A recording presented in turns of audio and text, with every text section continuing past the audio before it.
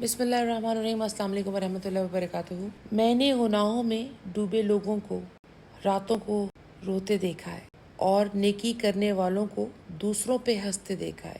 کس کا کردار اچھا ہے اور کس کا برا، یہ صرف وہ ذوالجلال والاکرام جانتا ہے، کیونکہ انسان صرف اچھے انسان سے محبت کرتا ہے، جبکہ اللہ برے انسان کو بھی اکیلا نہیں چھوڑتا، کیونکہ وہ اللہ کریم ہے، پر انسان کبھی دوسرے انسان کو معاف نہیں کرتا کیونکہ وہ انسان ہے۔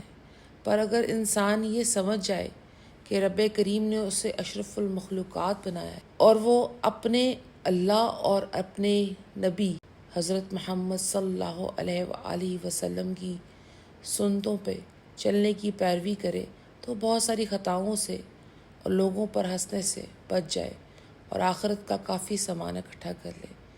حقیقت تو یہ ہے کہ ہم اچھے انسان ہی نہیں، کوشش کریں اچھا انسان بنے، اور اللہ ہم سب کو ہدایت دے۔ آمین، اللہم آمین۔